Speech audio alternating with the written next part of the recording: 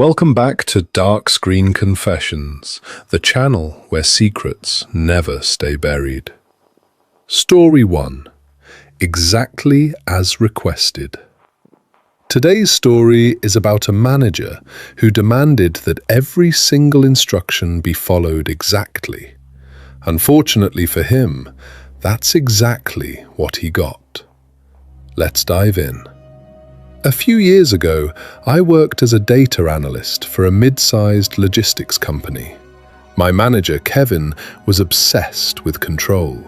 He micromanaged everything, every email, every report, every spreadsheet.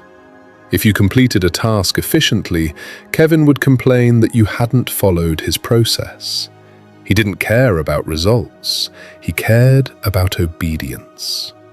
One day, our department received a massive client request that normally took 3 days to complete. Over time, I had developed a shortcut that reduced the work to about 4 hours. Everyone knew about it. Everyone used it.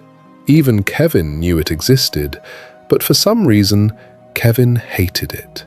He insisted we use the old method because it was the approved process. I tried explaining that the shortcut produced identical results. Kevin didn't care. He interrupted me and said something I would never forget. "I don't pay you to think, I pay you to follow instructions." The entire office heard it. The following week, another urgent request arrived. Normally, I would have completed it before lunch. Instead, I followed Kevin's instructions exactly. Every step, every unnecessary form, every outdated procedure, every redundant approval. I documented everything carefully. When co-workers suggested the shortcut, I politely declined. Kevin instructed me to follow the approved process. The project moved painfully slowly. Hours turned into days. Days turned into nearly a week. Eventually, the client started asking why their report was delayed. Senior management got involved. A meeting was scheduled immediately. During the meeting, executives asked Kevin why a routine report had taken 5 times longer than normal. Kevin tried blaming the team. Then I presented my documentation.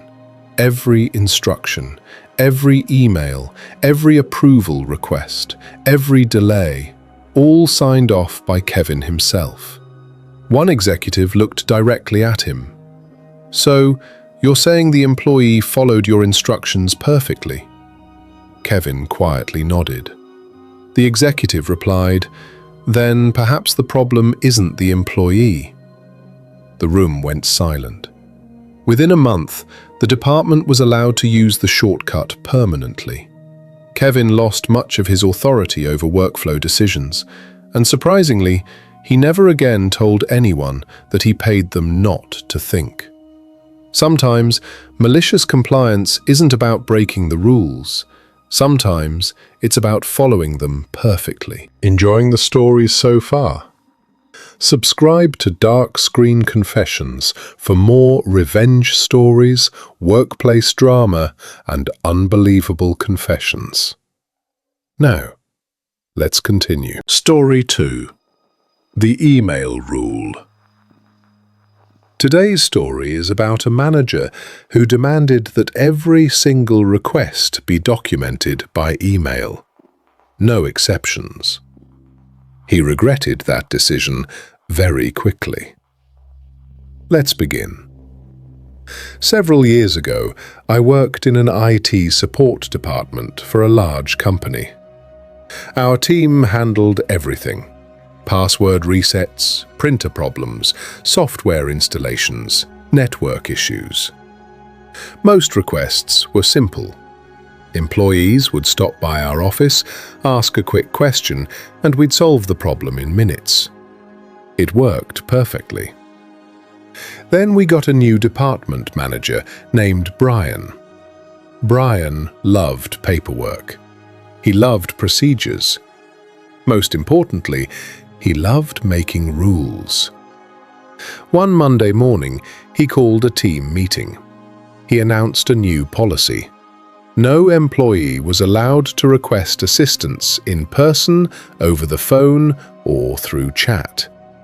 Every single request had to be submitted by email. No exceptions. We immediately pointed out the obvious problems. What if someone's email wasn't working?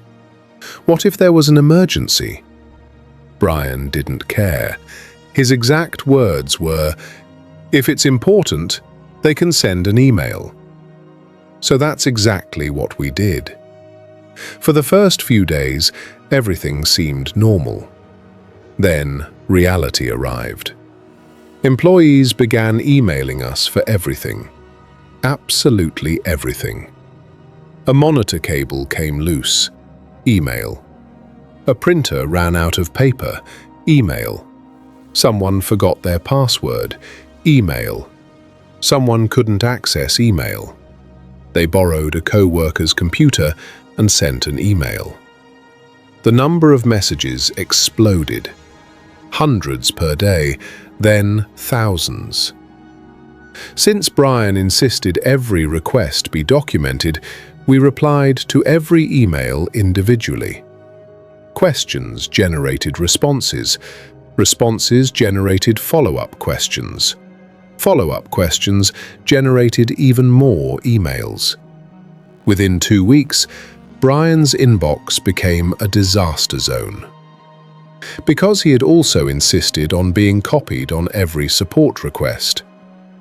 One morning, Brian called another emergency meeting. He looked exhausted. Apparently, his inbox contained more than 8,000 unread emails. Important messages from executives were getting buried beneath requests about printer toner and password resets. He demanded to know what happened. We simply reminded him of the policy. Every request must be submitted by email. No exceptions. Exactly as instructed. The policy disappeared that same afternoon. Employees were once again allowed to contact us directly. The mountain of emails slowly returned to normal. And Brian learned a valuable lesson. Just because a rule sounds good in a meeting doesn't mean it survives contact with reality. Sometimes the best revenge is simply following instructions exactly as written. Story 3. No overtime allowed. Today's story is about a company that became obsessed with reducing overtime. The savings didn't last long. Let's dive in. I worked as a software developer for a growing technology company. Like many tech companies, deadlines were often tight. Occasionally, employees stayed late to finish important projects. Nobody liked it, but sometimes it was necessary. Then the finance department noticed overtime costs increasing. Senior management panicked. A new policy was announced. No overtime under any circumstances. If your shift ended at 5 p.m., you left at 5 p.m. No exceptions, no approvals, no flexibility.